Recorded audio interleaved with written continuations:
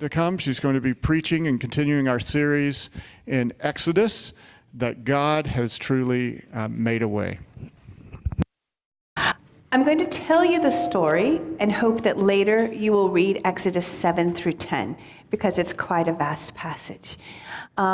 Moses has indeed obeyed God's call and headed back to Egypt. And now God says, it's time. I want you to go and talk to Moses. And Moses brings up his ongoing complaint. Well, see, I don't speak well, so I don't think he's going to listen to me. And I just want to pause here and say, Moses has been worried about this for a while. Pharaoh never brings it up. Moses' best reason to tell God no is not what enters into the conflict that's about to ensue between these two men. Moses goes, and God says, I'm sending you, but Pharaoh's going to say no. And that's okay, because then I'm going to do some mighty acts, and then he will know that I'm the Lord. So wouldn't that be lovely? Here's your job description, and it's not going to work. Not the kind of job most of us want to jump in. Moses at this point, though, has decided he's going to obey, and he's going to listen to the Lord. And he goes. Sure enough, Pharaoh goes, my magicians can do that. And the magicians can do that for about the first 3 plagues, miracles, wonders. And then all of a sudden the magicians can't copy it, and they say, that's the finger of God. 6 more plagues ensue. Darkness is over the land, confronting all of what they thought was the source of power. And Pharaoh has a genuine change of heart. So this is the big story. And now I want us to look at some of the details. This is a story that children love and grown-ups chafe under, because we want to analyze every plague. And is this possible? And then if we read it in the details, you might feel, as I have before, a little bit attitude-y with God, because God says he's going to harden Pharaoh's heart. Now, does that seem fair? So let's look at what is happening between Moses and God.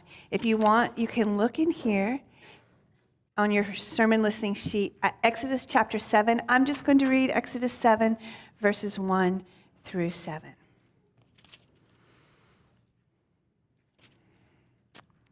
Actually, I'm going to start with 6:28. Now, when the Lord spoke to Moses in Egypt, he said to him, I am the Lord. Tell Pharaoh, king of Egypt, everything I tell you.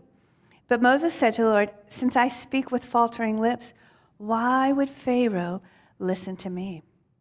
Then the Lord said to Moses, see, I have made you like God to Pharaoh, and your brother Aaron will be your prophet. You are to say everything I command you, and your brother Aaron is to tell Pharaoh to let the Israelites go out of his country. But I will harden Pharaoh's heart, and though I multiply my signs and wonders in Egypt, he will not listen to you. Then I will lay my hand on Egypt, and with mighty acts of judgment, I will bring out my divisions, my people, the Israelites. And the Egyptians will know that I'm the Lord when I stretch out my hand against Egypt and bring the Israelites out of it. Moses and Aaron did just as the Lord commanded them. Moses was 80 years old, and Aaron 83 when they spoke to Pharaoh. There's a word in there 2 times, listen and listen. As we enter into this conversation about the Hebrews, the Israelites, and Egypt, I also want you to separate this from modern political situations. This is not anything to do with modern nation states. We're 3,500 years ago, and so it's just important to me that you not muddle in your brain current events with what is happening. This is God's activity amongst humans, and we want to see who is God and how does he act. And that is what this is about. And Moses has let God change his heart. And now he's talking to Pharaoh. There's a good chance that they had grown up together, or that Moses at least knew this Pharaoh's parents, and that they had been educated together when Moses had previously lived in Egypt.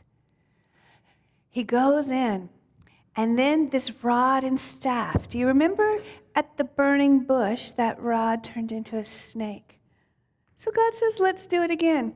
No problem. Pharaoh's magicians, they can make snakes too. But I don't know if you ever noticed this. Sometimes in the Bible, I think God has a really good sense of humor, but because it's the Bible, I'm not sure that I have permission to laugh.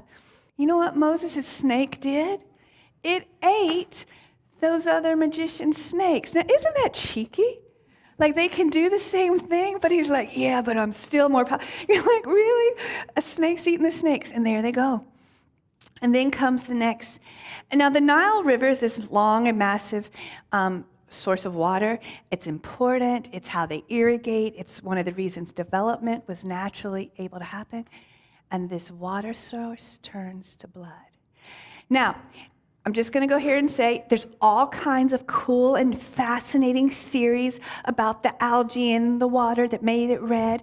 And so if you're a scientist and you want to go there, I can point you to articles that are fascinating and worth going to. But I believe this is a story to show how God showed up and showed himself powerful and present. And so I'm not going to go on all these possible naturalistic explanations and the weather and the climate 3,500 years ago and how the weather would have blown in, then later the bugs and the frogs would have been dying because of the blood and the water. It's cool, but it's also trying to give explanations for activities of God. And who is the creator of all of these natural things? God is. And so if he chose to use natural processes, or if these are out of the blue miracles, they are still God acting on behalf of humans. He is showing himself supreme. And then he gets a little bit cheekier, because as the frog plague comes, frogs were a symbol of life and fertility. Not my worldview, can't explain all of it. I can just do the research and say, oh, isn't that interesting? And so he takes something that's a sign of life and makes it a sign of death. Now, if we were reading every passage, which I hope you will do this week, we're going to stop again at, in chapter 9, you would find it is not God hardening Pharaoh's heart. It is Pharaoh hardening Pharaoh's heart. Actually, in these 4 chapters, 7, 8, 9, and 10, we have 3 different words for hardening of heart. I have my cool little study cards here because my Hebrew is quite rusty. The first word for hardening is chazik, and it means stubborn. How many of you would self-define as stubborn? There's a certain level of tenacity that humans have, and to be academically successful, you have to have a little bit of this. My father, though, would call this kind of stubbornness, Ellen, you are in argument looking for a place to happen. Now, what happens when you put this level of stubbornness in together with the power of a national leader, you get some hardcore meanness. There was a beautiful picture of after death, there would be a balance of scales from the goddess Ma'at in Egyptian mythology, and the feather was on one side, and the human heart that was not heavier or harder than the feather was considered a clean heart. But a heavy, stubborn heart would obviously not be found as being right and good. Pharaoh also chose to have a kabod heart. It's heavy, it's unresponsive. What do we do when there are unresponsive hearts? We go and we call 911, they come and they jump. We try to do heart compresses. A few years ago, a man collapsed in our front yard. Nathaniel and a bud came in and said, Mama, there's this man out and he's not good. So I'm on the phone with 911 and they said, oh, do you have a defibrillator? And I'm like, you just really need to get here soon. Do people have those at home? This old man's like dying. And she's asking, because she's recognizing what I was describing wasn't a good moment. When hearts get hard, and Pharaoh's heart was hard, they need resuscitating. When Pharaoh's own officials, and here we are, and we're in the third plague, come and say, oh, we can't make these little gnat, lice, irritating bugs. It is the finger of God. Did Pharaoh listen? No, he didn't listen because his heart was hardened. Here's what's fascinating and not pleasant, is that the first 3 plagues, the entire nation suffers under it. It's common judgment. It's common pain. Now, here is a story that we often like as humans. If you're good, life is good. If you're bad, you deserve it. But the problem is that we know sometimes good people suffer. Now, we like common grace. All humans get some sunshine. All humans get some water. And we like that Jesus said it as the sun shines on the good and the bad. But we don't like common suffering. And for these first 3 plagues, for the blood in the water, for the frogs, and for the lice, everybody's suffering. Everybody's having to dig to find some clean water. Everybody's smelling the stench of these frogs. Everybody is experiencing itchy bugs. All of a sudden, on the 4th, when the flies come, Pharaoh, who's been hardening his hearts, and just if you want to know, in these 4 passages, Pharaoh chooses to harden his heart 8 times. And it's only towards the end of the story that we learn that God is now hardening his heart. And we're going to get to that. All of a sudden, the consequences start being divided. And there is more suffering happening. It goes from just irritants to economic challenges. The livestock are challenged. There's health with their boils, their ability to work. It says even the magicians could not stand. So the ones that could stand up to Moses and Aaron at the beginning are not physically able to stand anymore. Now, some of these magicians were having changes of their own heart, and they're beginning to acknowledge that there's some God power. So this is not a one lump sum. There were different responses. But when the livestock start to die, there's no reason that Pharaoh couldn't have changed his heart.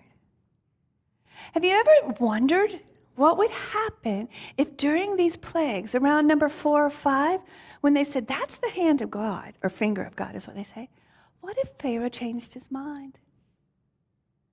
Do you know, we know that God would have relented. The story of Jonah tells us that God relents.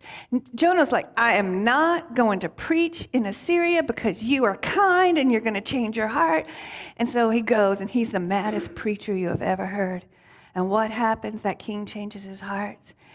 And Jonah, who's supposed to be who is the spokesperson for God, goes out and has a pout fest. See, I knew you were going to be forgiven. And he gets so mad because God loved people. And when they had a change of heart, he changed.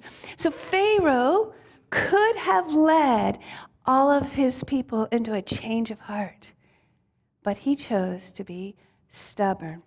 He chose to be heavy and unresponsive and hard and rough.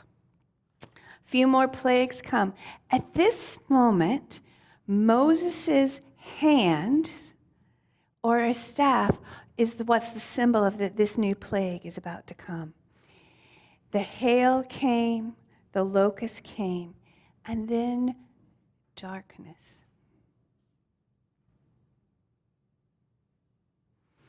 And this is where I want us to come. It's long. I'd like for you to read with me Exodus chapter 9. Then the Lord said to Moses, get up early in the morning, confront Pharaoh, and say to him, this is what the Lord, the God of the Hebrews, says. Let my people go, so that they may worship me. Or this time I will send the full force of my plagues against you and against your officials and your people, so you may know that there is no one like me in all the earth. Why don't you underline that phrase? God is not sitting around being cruel. He wants to be understood. There is no one like God. Verse 15, for by now I could have stretched out my hand and struck you and your people with a plague that would have wiped you off the earth. But I have raised you up for this very purpose, that I might show you my power and that my name might be proclaimed in all the earth. Again, God's showing his purposes. He wants to be known and understood. You still set yourself against my people and will not let them go. Therefore, at this time tomorrow, I will send the worst hailstorm that has ever fallen on Egypt, from the day it was founded till now. Give an order to bring your livestock and everything you have in the field to a place of shelter, because the hail will fall on every person and animal that has not been brought in and is still out in the field, and they will die. Do you see that grace in that? Those who heed God's word would be protected. Their animals would be protected. Those officials of Pharaoh who feared the word of the Lord hurried to bring their slaves and their livestock inside, but those who ignored the word of the Lord left their slaves and their livestock in the field. Then the Lord said to Moses, stretch out your hand toward the sky so that the hail will fall all over Egypt, on people and animals and on everything growing in the fields of Egypt. When Moses stretched out his hand towards the sky, the Lord sent thunder and hail and lightning flashed down to the ground. So the Lord rained hail on the land of Egypt. Hail fell and lightning flashed back and forth. It was the worst storm in all the land of Egypt since it had become a nation. Throughout Egypt, hail struck everything in the fields, both people and animals. It beat down everything growing in the fields and stripped every tree. The only place it did not hail was the land of Goshen, where the Israelites were. Then Pharaoh summoned Moses and Aaron. This time I've sinned, he said to them. The Lord is in the right, and I and my people are in the wrong. Pray to the Lord, for we have had enough thunder and hail. I will let you go. You don't have to stay any longer. And Moses replied, when I have gone out of the city, I will spread out my hands in prayer to the Lord. The thunder will stop, and there will be no more hail. So you may know that the earth is the Lord's, but I know that you and your officials still do not fear the Lord your God. The flax and barley were destroyed since the barley hit head, and the flax was in bloom. The wheat and spelt, however, were not destroyed because they ripen later. And then Moses left Pharaoh and went out of the city. He spread out his hands to the Lord. The thunder and hail stopped, and the rain no longer poured down on the land. When Pharaoh saw the rain and hail and thunder had stopped, he sinned again. He and his officials hardened their hearts. Pharaoh's heart was hard, and he would not let Israelites go, just as the Lord had said through Moses. Then the Lord said to Moses, go to Pharaoh, for I have hardened his heart. And this is where it changes. And the hearts of his officials, so that I may perform these signs of mine among them, so that you may tell your children and grandchildren how I dealt harshly with the Egyptians and how I performed my signs among them, and that you may know that I am the Lord. Our choices over time become habits. Our habits become our character. Pharaoh chose to harden his heart because economically it was not pleasing to him to have Israel go and worship. Pharaoh chose to say no to Moses because he was stubborn and he was the Pharaoh and no one defied him. But these choices became habits of the heart that became part of his character. When we choose, we don't think about the big picture often. So occasionally we do, like, career choices or whatever. But sometimes it's like, I just don't feel like doing that. And we make a choice, and it becomes our habit. Now, in hardening the heart, we don't say, I want to be, well, a few people do. But we don't usually start off saying, I'm going to be the meanest, hardest, most stubborn person. We think we're right. We think there's a reason for it there. This summer, okay, this is just awkward, but it's a picture. My dad is sick, and they were trying to avoid any additional, seriously sick, infections, and he had to go get a pedicure because he didn't want to have an ingrown toenail, and he wasn't allowed to drive at the time, so I was taking him. So he wasn't comfortable getting a pedicure and me just sitting there. So I ended up getting a pedicure. I'm not a big pedicure woman, but I was a pedicure. And then she starts taking the callus off my foot, and I was like, oh, hold on. I need that callus. I'm a walker. And my summer sandals, if you take that off, it's going to hurt. Don't touch my callus. And you know what? We do that with our hearts. Somebody gets in close, and they see a place that's a little bit hard and protected, and they're like, ooh, touchy, aren't you? And nobody talks to me about that. Nobody is allowed to touch this space in my heart. And we don't say it that way. We're like, ooh, I'm not spending time with her anymore because she's always in my business. Why did he say that? Who does he think he is? And we get defensive because we're sure we're right. We get callous spaces because we've been hurt. Do you know what one of the biggest heart hardeners is? I'm standing like, if I just had time, I would go around the city and photograph bus stops. And there's this long line of people. No human acknowledgement. Because do you know what? It makes me awkward. If I put my phone away and I realize there's a person next to me and I'm ignoring and disacknowledging them, I might have to sit with places that I've hardened or I've numbed because I don't want to feel awkward. I don't want to say hi and they're going, or I don't want to say hi and then they tell me all about their sick grandmother and it's just too much. And so it's easier to stay on my phone and have a hard heart. Not because I'm mean, but because I'm overwhelmed by what it would mean. I am overwhelmed sometimes. And so I like pretty hearts that are easy and manageable. And Pharaoh had a good thing going. It was manageable to have people work for free and build him and make him look good. It was manageable for him to have his power extending into the Fertile Crescent and into Ethiopia and into Libya. He liked things the way they were. Why would he change? And I believe the hard heart, we have Moses and we have Pharaoh, and God asked both men to do something. Both of them told God no. But Moses changed his heart, changed his answer, and changed his actions. Pharaoh told God no. Then he said, okay, I don't like this, so yeah, but do it this way. Actually, I've changed my mind.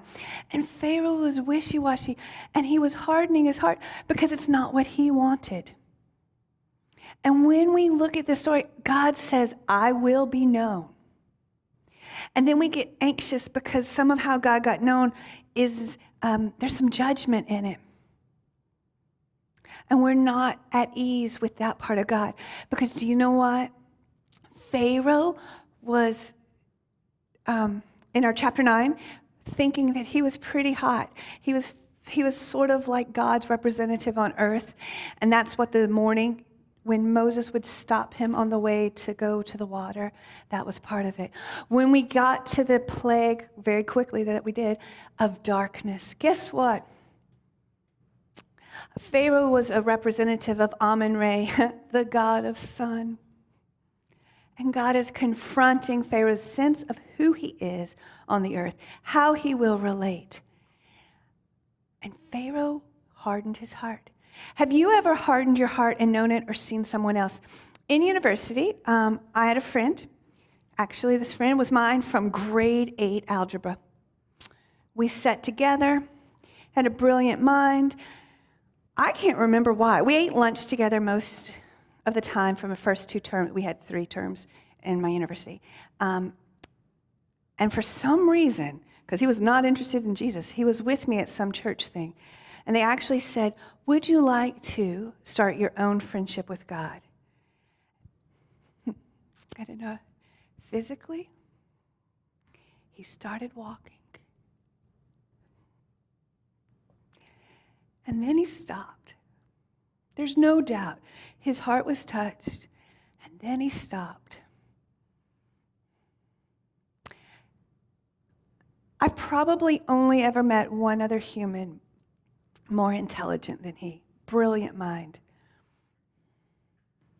And he hardened his heart. And the trajectory in his own life and in his own wellness has not been good. He made a lot of messy choices. But I always come back, and here I am. I mean, it's been 25, 30 years, and I'm still moved because his saying no to God was so definitive, so physically obvious, and so profoundly tragic because of the decisions that were happening within the next 6 months. I also, because let's be realistic, you all are gathered on a Sunday morning, the less than 3% of Vancouverites are who, think that you are not children of God. You are children of God and have not said no in such a fundamental way. But I know of another friend, and we were together, and there was this whole incredible message about forgiveness. And this friend wrote, and we talked, and there was a particular relationship in our very close circle. And he was like, yeah, I think that God's just said, I've got to forgive her. But then, of course, she did the same thing she'd been doing that had made him mad. And so all of the showing up of Godness changed because he was hurt again. And he cut off his heart to forgiveness. And actually, it impacted an extended family for the last 20 years. And so Pharaoh hardened his heart, and it's a fascinating story, and we like how this one ends. But I don't like how it ends for Pharaoh, because Pharaoh could have made other choices, and it would have impacted the entire nation differently, and we would have still had a great story. It just would have been a great story where everyone delighted in God and got to know God. And so when Moses and Pharaoh both said no, they kept having choices. And Moses kept choosing to trust God. And Pharaoh said no, then yes, then kind of. And his actions never lined up with saying yes to God. Because that's what a hardened heart does. A hardened heart makes you see how right you are. And sometimes we all have to have the stubborn heart to hold the line of what's right and good and true when nobody else is.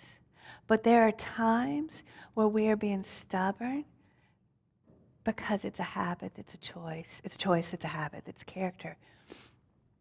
Craig and I used to have a roommate, and he was an articling law and then a lawyer downtown. And I remember arguing with him about something. It was spiritual. And he finally, and he clearly won this particular discussion. And I was so mad. I said, you won, but I'm right. And just because you can argue better doesn't mean it's the truth. And that was my own stubborn heart. There was some pride in there. But Moses didn't have any of that pride. Moses, we learn elsewhere, was one of the most humble person on earth at that time. And so we have high pride and great humility. And we have responsiveness or not. Who's named in these chapters? Who are we talking about? There's two characters I've mentioned. Who are they? Pharaoh and Moses. Whose name do we know? Did anybody know Moses then? No, probably not. Just his family. Did probably the whole at least Mediterranean world and North Africa world and Western Asia world know who Pharaoh's name was? Because he was something, but he was something with a hard heart. How do you know if your heart is hard? We read it earlier, love the Lord your God with all your heart, soul, mind, and strength, and your neighbor as yourself. I usually don't know that my heart is hardened to God, but I can sure tell when I'm having trouble loving my neighbor. And so one of the diagnostic tools that my heart's gotten hard is when I'm starting to be impatient and rude and judgmental and irritated with other people. Now, it may just mean that you're tired and you need to eat and you need to not stay up all night having fun or studying. But it can also mean that there's a place, the reason you're doing all of those things is because there's a place in your heart that's gotten hard. In the Chronicles of Narnia, there is the Voyage of the John Shredder, I think is the right one, but Eustace turns into a dragon. And he turns into a dragon, and he externally shows who he internally is. And it takes scrubbing off, and it's hard, and it's painful, and he could not do it for himself. And in the places where we have a hard heart, we need what the Ezekiel passage says, for the Spirit of God to come and to exchange and change that space. It is not safe, and it is not comfortable. It is not something that you want necessarily the whole world to know, because where we have a hardened heart is where we have been hurt. Calluses go where we overuse and hurt, and calluses in our heart are the same. Pharaoh kept choosing. He was used to reality adjusting to his desires. And he was not used to conforming to reality. But God always, ultimately, is the truth. And God is saying, I will have you conform to what is real, because that is a healthier way to live. Now, here's the thing that's kind of cool. When you're studying, some of you are studying things that are changing the views of what is reality. And so maybe it's tempting to keep pushing into what is real in the spiritual realm. I hope that you would get to know that God is the one who speaks and things happen.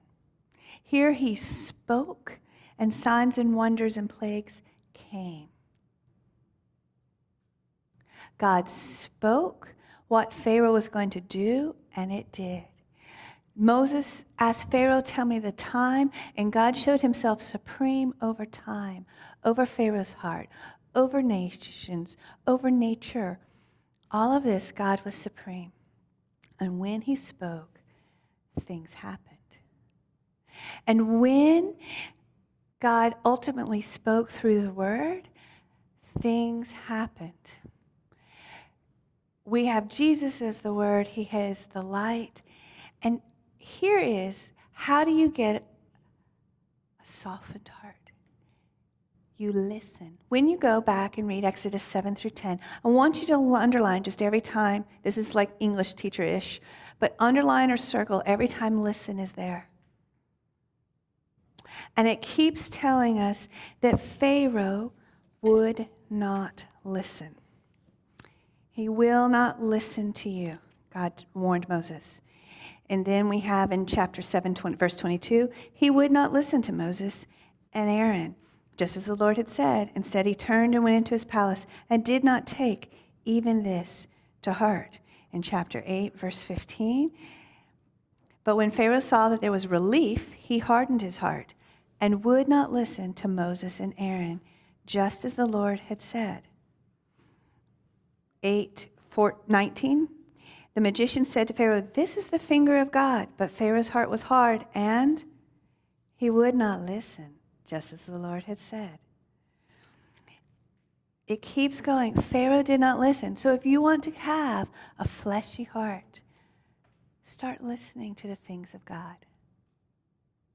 Recognize the activity of God.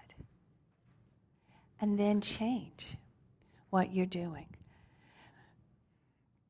Moses' hands and Moses' heart were acting in unison.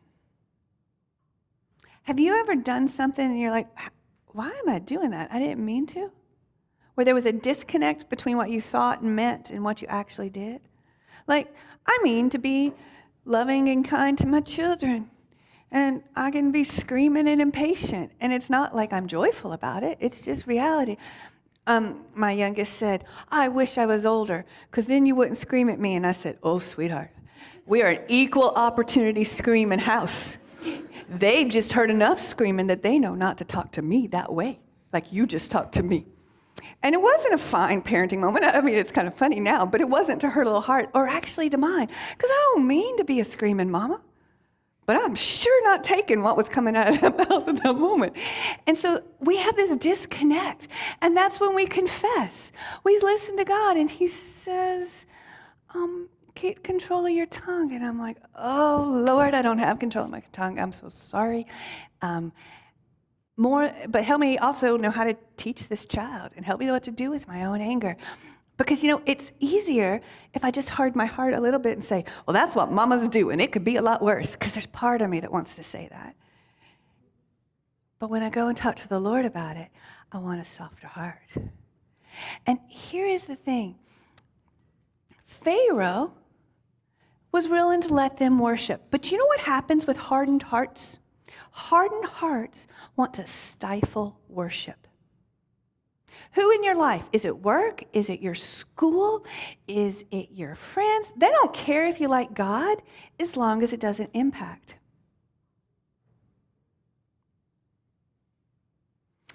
That is a place where it's tempting to harden your heart. Oh, it doesn't matter. I'm just adjusting this little bit. And God is looking, is your heart rightly ordered? Are your affections ordered in a way that honors him? Pharaoh was like, just take them in. Okay, you can have your women and children, but just leave the livestock. He was wanting to know that they were going to come back, and they weren't. And Pharaoh hardened his heart. Listen. Recognize the activity of God all around you. Pharaoh had a lot of chances to change. Guess what? We do too.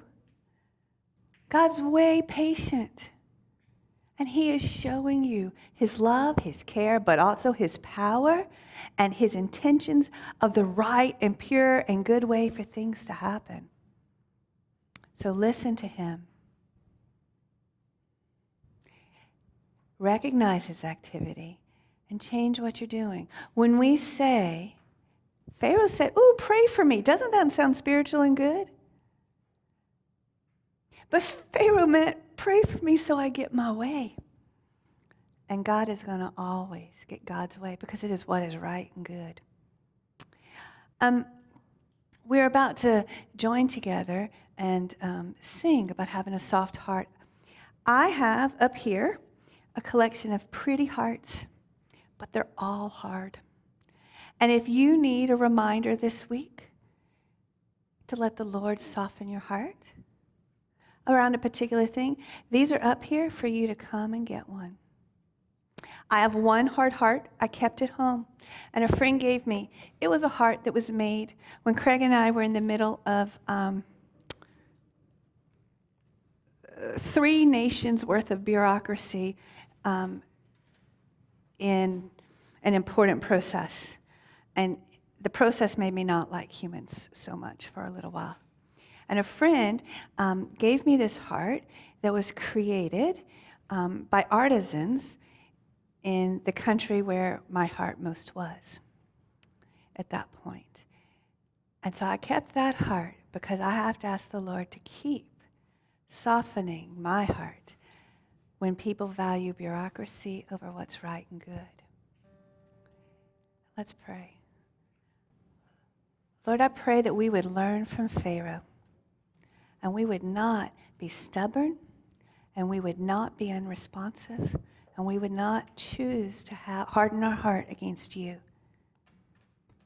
Lord, that we would have the courage to have a soft heart that listens to you, that recognizes your love and your power and your activity,